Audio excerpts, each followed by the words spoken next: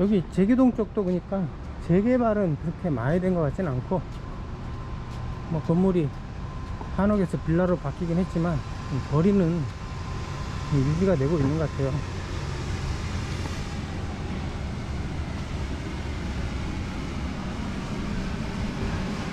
제가 이렇게 이런 그 도시의 그 뒷골목 출신이다 보니까 이 아파트 같은 거 싫어요. 이제 차라리 이 빈촌이라도 이런 거리가 낫지, 이 아파트는 진짜 감옥처럼 느껴져요. 그 7월달 총각 그때 남한산성에 맨발 걷기 갔다가 그 산성역에 내려와서 저녁이나 먹으려고 이제 그쪽 주위를 둘러봤는데, 옛날에 등산 갔다가 이제 뒤풀이 하고 그런 데라서 그 전에 먹었던 식당들이 있거든요. 찾아봤는데 그게 재개발 한다고 다 없어졌더라고요. 그래가지고 그쪽 거리를 그 재개발 한다고 빌라촌인데 펜스 쳐놓고 건물들이 다 동네가 텅텅 비었더라고요. 그거 보고 이제 충격을 받았어요. 이게 재개발이라고 하지만 사실은 재개발이 아니라 이 사람들의 기억을 뺏어가고 그 인간성을 박탈해버리는 그런 폭력이 아닌가, 그런 생각이 들더라고요. 우리 동네도 요새 재개발 한다고 막 도장 받고 다니는 사람들이 있는데, 그 사람들도 보니까 뭐 돈 벌기 위해서 재개발 그 조합 한번 조합장 하면은 그냥 이권이 몇백억이잖아요. 그 이권에 눈이 멀어가지고 하는 거지, 그 사람들 지역 주민들을 위해서 하는 게 아니죠. 그 재개발을 잘못하다가 그 실패하면은 사람들이 그 집만 뺏기고 쫓겨나는 그런 사람들이 많잖아요.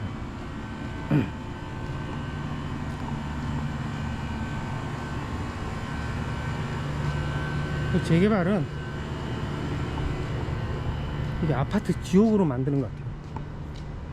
이 선진국에서 이 아파트라는 게 이게 빈민층에 주어져. 근데 우리나라만 이상하게 이게 어떻게 아파트가 부유층의 상징이 돼가지고 이상하게 됐는데, 제가 보기엔 이게 아파트라는 게 그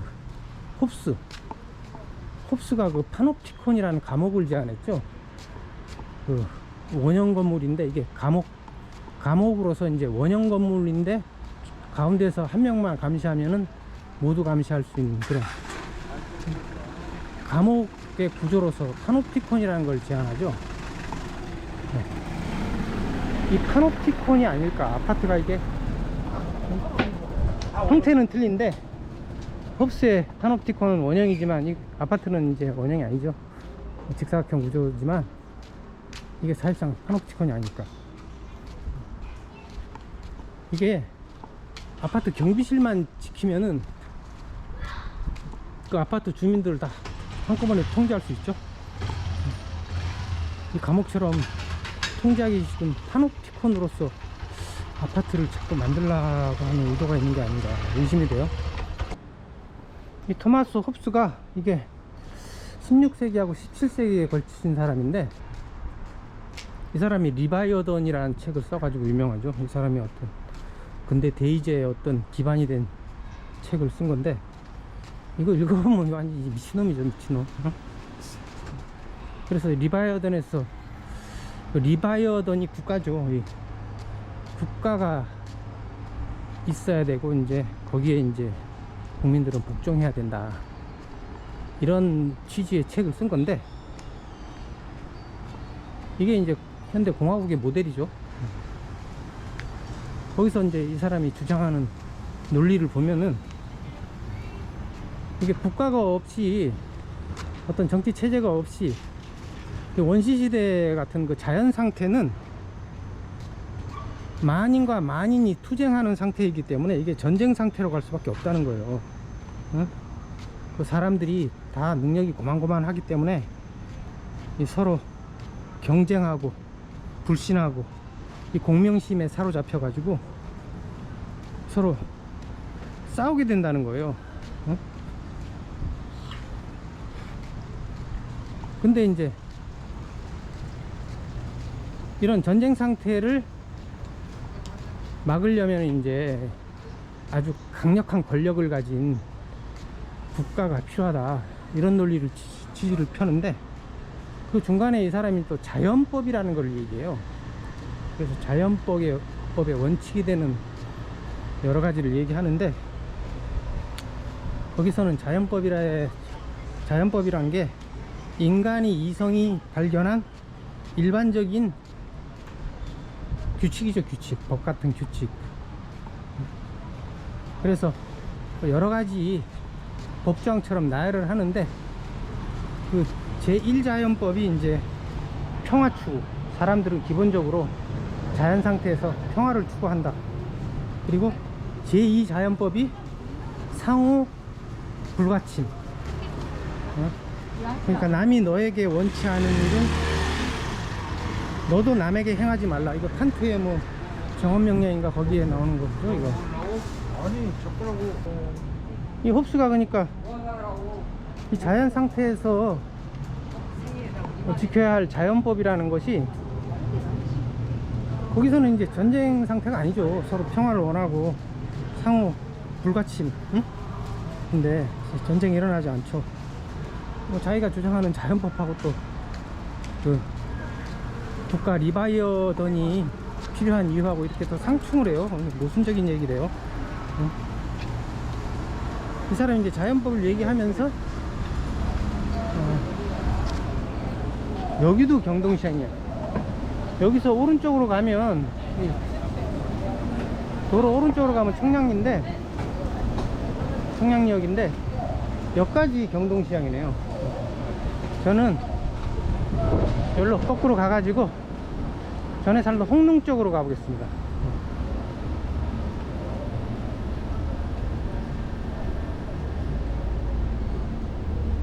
근데 이제 홉스는 이 자연법으로는 안전이 보장이 안 된다고 주장을 하고, 왜 안전이 보장이 안 되는 건지, 평화 추구하고 상호 불가침하는데 왜 안전이 추구 안 된다는 건지, 뭐 이상한 논리를 펴는데,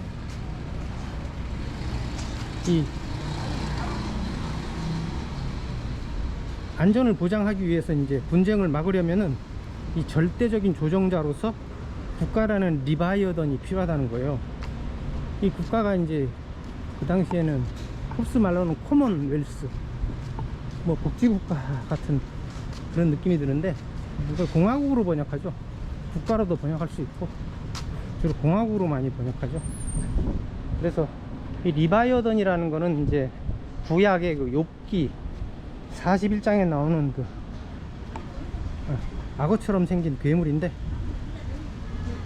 이런 누구도 감히 대들 수 없는 그 절대적인 폭력을 도입함으로써 이 분쟁을 막자. 사소한 분쟁을 막기 위해서 엄청난 어마무시한 폭력을 가해도 된다, 이런 황당한 논리를 펴고 있어요. 그러니까 뭐 빈대 잡기 위해서 초가삼간 때려 부수는 아주 그것보다 더한 논리죠. 이게 완전 미친놈이에요. 그리고 또 주장하는 거 보면, 이런 이제 커먼웰스 공화국을 만들면은 거기에 이제 그 절대적인 지배자를 군주라고 하는데, 이 군주에게는 이 군주의 주권을 박탈을 못하게 돼 있어요.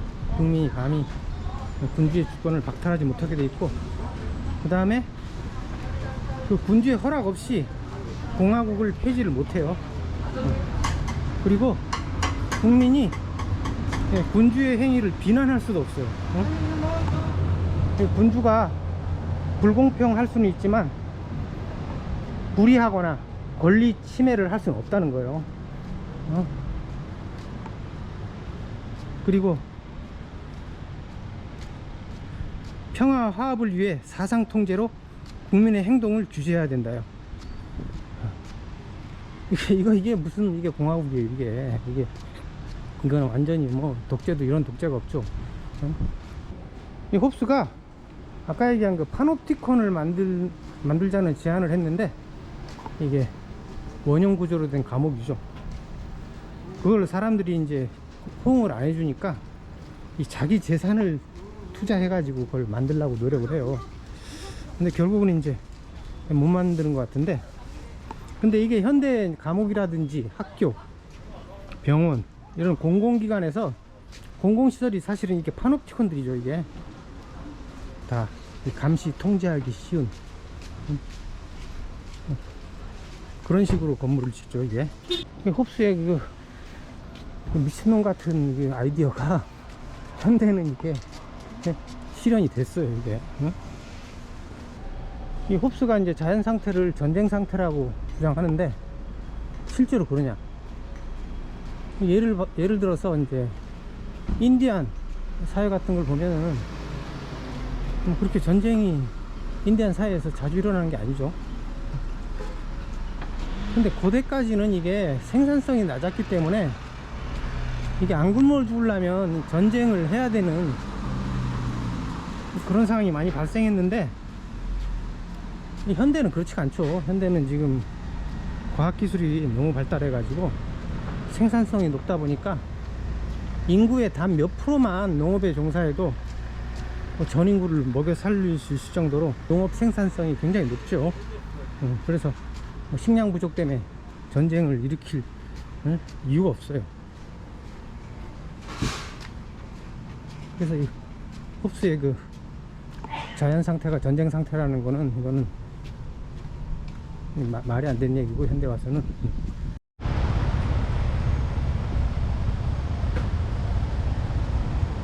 여기가 제기교인데, 이쪽에 옛날에 이 판잣집들이 다닥다닥 있었어요. 지금은 판잣집이 없어지고, 이쪽으로 쭉 올라가면 제기역이 나오죠. 오늘은 맨 땅이 없어가지고 그냥 신발 신고 걸었는데, 여기 정릉천 있으니까 발에 물 한번 담고 가면은 또 이 접지 효과가 있죠. 저쪽 정릉천 건너편 이쪽이 저기 고대죠. 고대. 옛날에 어릴 때 고대생들이 나와서 데모하는 거 봤었는데,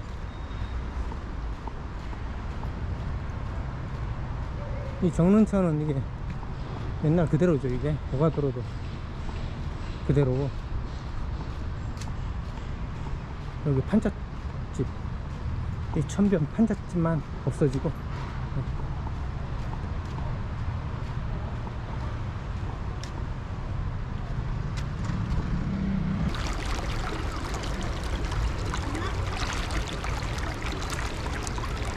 날씨가 덥지 않아 가지고 그렇게 시원하게 느껴지진 않는데, 뭐 1시간 이상 걸었는데도 땀도 안 나고 별로. 이제 맨발 걷기 하기 좋은 계절이 돌아왔어요.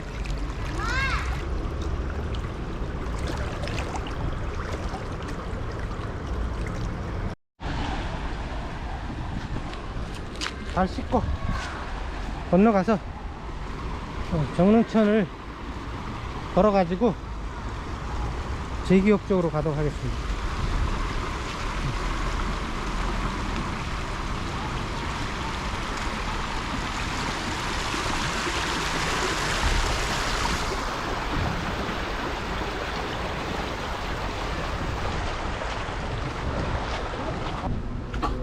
이쪽으로 정릉천을 따라 쭉 걸어가면 제기역이 나와요. 홉스는 소시오패스예요. 소시오패스. 완전 미친놈이죠. 미친놈도 이런 미친놈이 없어요. 응? 플라톤도 완전히 일배스럽지만 홉스는 한 수 더 떠요. 그래서 이 홉스가 말하는 이런 리바이어던이 지배하는, 이 리바이어던이라는 괴물이 지배하는 이 코먼웰스 공화국이란 게 근대 자본주의의 대의제 정치체제 이게 모델이죠 이게. 그래서 홉스 하는 거죠. 그리고 이제 전 시간에 알아봤듯이 자본주의 경제체제라는 것이 이게 암스테르담에서 그 주식회사가 처음 생기고 그 증권거래소가 생기면서 그 투기, 거의 범죄적인 투기로 이루어지는 경제 시스템이죠 이게. 그래서 이 자본주의는 정치적으로도 폭력적이고 이 경제적으로도 범죄적인 체제예요. 이것이 이제 우리가 그 자유민주주의라고 얘기하는 체제 이 실체죠 이게. 그 홉스의 리바이던의 그 머릿말 부분에 보면은 홉스도 이제 너 자신을 알라라는 그 소크라테스의 격언을 나름대로 해석을 하는데, 이걸 어떻게 해석하냐면은 이 통치자가 이 지배를 하려면은 그 민중들의 마음을 잘 파악해야 되니까 이게 자신을 알면은 그 남의 마음, 민중의 마음도 잘 파악할 수 있다. 그렇기 때문에 너 자신을 알아야 된다. 이렇게 얘기하고 있어요. 그러니까 이게 자신을 알기 위한 목적이 아니고 남을 지배하기 위해서, 남의 마음을 알기 위해서, 남의 마음을 알기 위한 게 목적이죠 이게. 거꾸로 됐어요. 거꾸로 완전히 반대로 해석하고 있죠. 너 자신을 알라는 말은 이게 남의 얘기가 아니죠. 자기 자신을 보라는 것인데, 루소는 홉스하고 반대되는 사상을 갖고 있죠. 루소는 이 자연 상태가 이 전쟁 상태가 아니라 인간이 자유롭고 행복하게 살아가는 가장 아름다운 상태라고 얘기해요. 그러니까 인간이 사회제도나 문화 속에서는 부자연스럽고 불행한데, 이게 그러니까 사람들이 도시에 모여 살게 되면서 서로 경쟁하고 질투하고 탐욕을 부리고, 그리고 화폐를 사용함에 따라서 이 사유재산이 생기고, 그러면서 이제 자연 상태의 자유와 평화가 완전히 없어진다고 얘기해요. 그러니까 루소는 기본적으로 이제 인간에 대한 믿음이 있는 거고, 인간들이 기본적으로 착하다, 그런 성선설에 기반을 하고 있는 거고, 이 홉스는 그 반대죠. 인간을 믿질 않죠.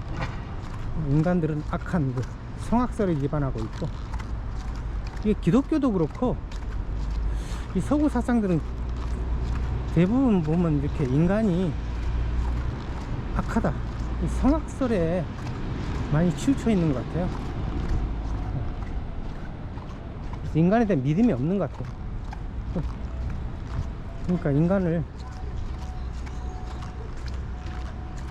대한 희망이 없는 그런 사상이죠. 여기가 아마 여기서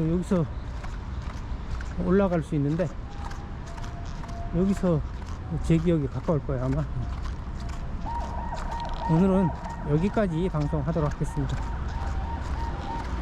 장시간 시청해 주셔서 감사드리고, 다음에 또 더 좋은 컨텐츠로 뵙도록 하겠습니다. 감사합니다.